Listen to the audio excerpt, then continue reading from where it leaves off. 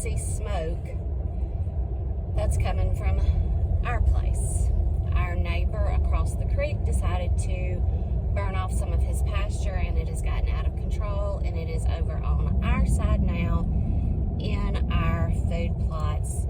The fire department cannot get to it, and they have not called the forestry out yet.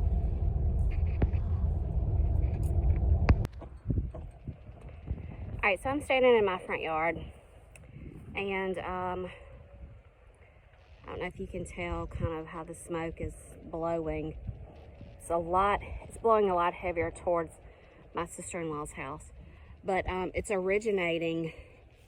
actually originating over in here. This tree line here, where you see the truck parked, just in that tree line, it drops down into a creek bed.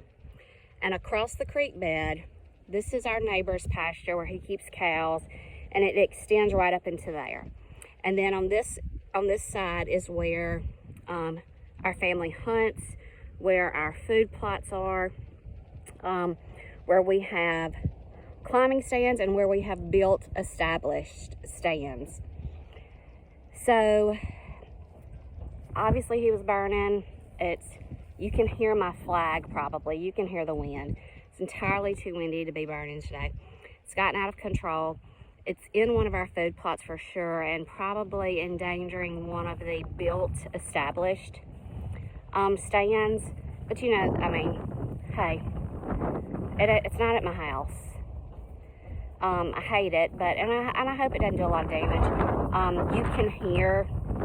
I can hear like the fire popping and like trees kind of popping, you know, how it kind of makes that sound.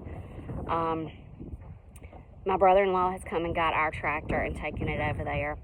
My daughter's over there on the four-wheeler, and both of my sister-in-laws are over there. The fire department came, and they said, well, we can't get to it. Well, we could have told you that. The only way you're getting over there is an ATV. You're not even getting over there with a truck. Tractor or ATV is the only way. So the fire department has to check things out and then notify forestry. So I'm hoping they have notified forestry at this point. Again, I don't know how involved it is. So that's just kind of what we're looking at right now. That's, of course, just smoke blowing, but it's originating from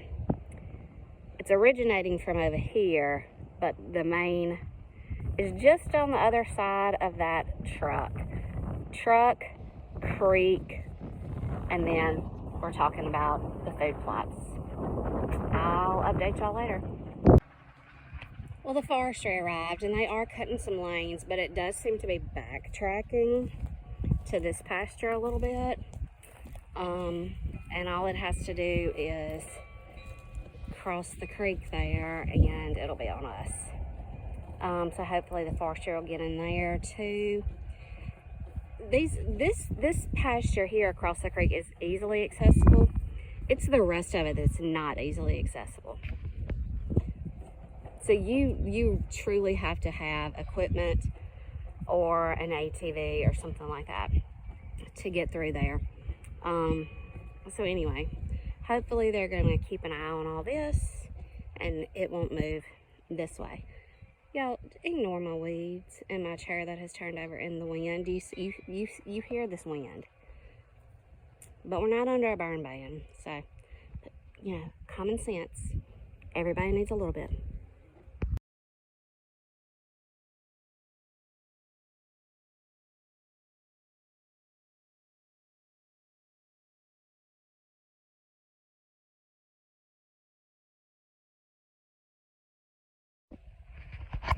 Well, it's about 4:45, and I think the forestry is satisfied with the work that they've done, and they have left out, and the smoke has significantly died down.